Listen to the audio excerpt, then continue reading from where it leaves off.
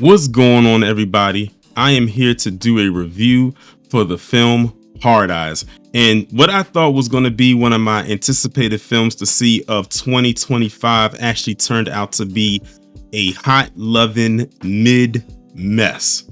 So let me go ahead and just give a brief synopsis of what this movie is about. So basically, this movie is about a individual by the name, they call him the Hard Eyes Killer, who for the last 2 years has been going around terrorizing, stalking, and ultimately killing and straight up butchering couples on Valentine's Day. Think of how Michael Myers does his thing on Halloween. It kind of reminds you that he only comes out one day a year to do what he does, and then he basically goes away until the following year. That's much like what this individual was doing right here. And what they marketed as a horror movie, what is nothing of compared to what I saw in actuality. So you have this woman who lives in Seattle. Her name is Allie. She works for a marketing firm or a marketing agency. She's actually considered to be like the weakest link there. She's not the most prominent person there. She's not respected. She tries to put her best foot forward, but it's really not her best foot. It almost feels like she's trying to get back at her boss because her boss is kind of a bitch.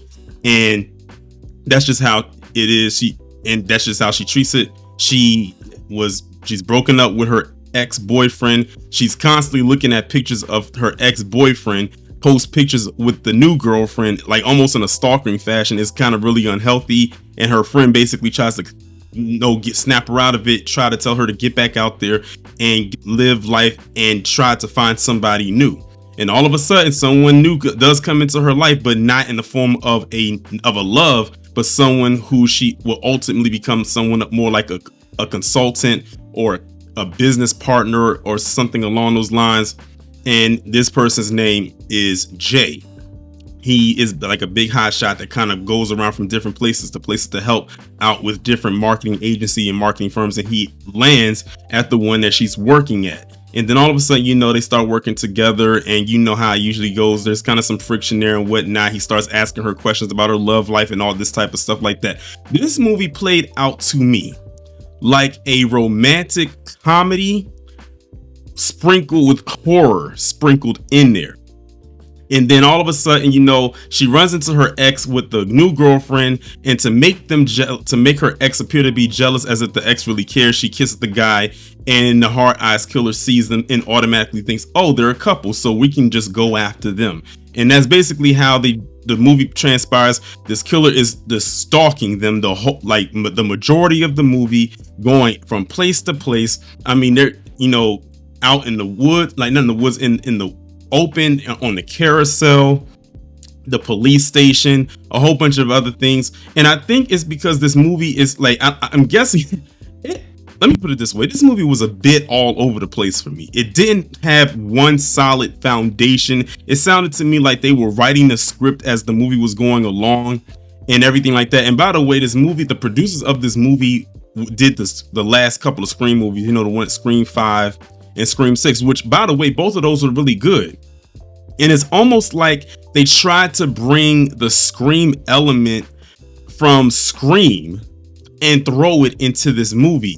And I'm like, look, the formula for Scream that has worked since 1996, we're talking about 29 years, works for that franchise.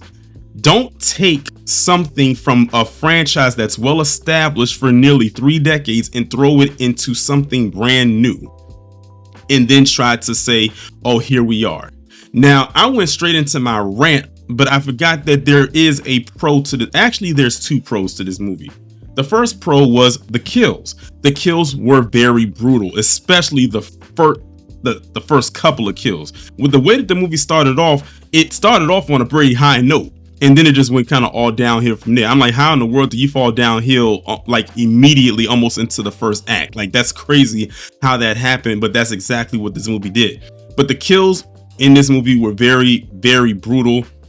The mask was decent with the turning on. I would say what was creative, the lights that turned on for the eyes, they were in the shape of hearts. And when you turn the light on, it gave like an infrared thing so the killer could see in the dark. And they turned red because like a red heart. So I thought that was creative as far as the mask goes. They gave the killer a machete. It was a scene in there in the parking lot When I tell you that parking lot scene was so cringe for the simple fact of two things. One, he has a machete and he was going around hacking people with the machete. I'm like, okay, now am I watching Friday the 13th? So I'm getting Scream, I'm getting Friday the 13th. It's like it doesn't know how it wants to establish itself separate from these other franchises. Again, Friday the 13th, another beloved horror franchise that it was mimicking in this movie. And it was a scene where you had the Jay and Allie character, and they said basically we can't leave, because if we leave, this person is just going to continue to come after us. So you know the cliche thing, let's go and just take them out. Tell me why they hold hands to go take out this person. First off, why y'all holding hands? Just go run and go after the killer. He's right there. Then they turned on this music that just did not fit the scene. The people are running for their lives, frantically screaming all over the place, and y'all want to play this music. I can't even remember how the music went, but it did not. The music did not fit the scene. It did not at all. I'm sitting there looking. I'm sitting there in the theater shaking my head, and I'm saying to myself, "What the f am I watching? What is going on here?" Even when they were doing some of the kills, as far as like going after the hard-ass killer, some of the dialogue, that's another thing. The writing in this was not that good. Like the dialogue, I don't know if they allowed the actors to improv or whatnot, but some of the dialogue just wasn't good. Now, in case y'all don't know, the actor that plays Jay, he also plays in the newer Scream movies, and his name is Mason Gooding. He is the son of Cuba Gooding Jr. And I can see where he's trying to do the comedic timing much like his dad is, but for this movie, it didn't work. His comedic timing that he had in the Scream movies that he's in actually worked way better. But for this, it was a little too much. It's like, okay. And that's why I kept saying I feel like this movie is all over the place. I'm like, is it a romantic comedy? Is it a straight comedy? It is a horror movie. And it's like they try to put all of that in here, but it's like it did not work. And the last thing I'll say about this, the last scene, well, not the last scene, actually there's two things. The reveal, again, they tried to do the Scream thing and it just didn't work. With that, it felt like it took too long when they revealed who the killer was, which, by the way, I don't care if I'm spoiling anything or not. It was actually more than one. It was actually three of them.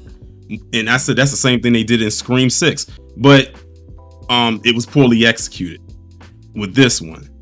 Why did it feel like it took so long to take out the last two? I mean, my goodness, I never seen two people take so long to die when they should have been died after the first, I guess you can say, encounter. But let's just put it this way. Someone gets shot, that doesn't take them out, even though you would think that it would weaken them. And it even weakened them. They felt like, I don't know if it was an adrenaline rush or whatever the case may be. Someone got poked to the eye with an arrow and he fell, and it was hot wax and fire and all of this type of stuff, and he still survived that, and it took another one. Oh my god, this movie was just, like I said, a hot Lovin mid mess. And then the last scene right before the credits roll, let me just put it this way. If you are a guy and you by any chance see this review and you still go see this movie, the last scene is going to make you want to curse somebody out, because that part right there was the moment when I said, okay, yeah, it's time for me to go. Unfortunately, I didn't get up and leave because it was the end of the movie. So, I mean, even if I left, even we staying, the movie was pretty much over at that point. But that last scene was, that is the end of my review. That is the end of my review for Hard Eyes. Oh, I forgot there was another pro. I got so wrapped up. The other pro was Allie's friend. It was some Latina chick. I forgot her name. I think her name was Monica. She was a pro, and the crazy part about it is she only had like 15 minutes of screen time in the whole movie, and she was probably one of the best parts of that movie besides the kills in the movie itself. Talk about a perfect wing woman. Like she's like the friend that I think every girl needs, especially when she's trying to get her out of a slump, out of that funk of feeling down on herself, down on her luck, and up against the wind, just like they said and set it off before why they took Cleo out. But other than that, I would not watch this movie again. That's pretty much all I have to say about it. I'm not even going to ask if y'all are going to see it. But if you do so choose to watch it, just wait for it to come on streaming. And if it's nothing better on at the time, feel free to go ahead and watch it for yourself, or just let it be background entertainment.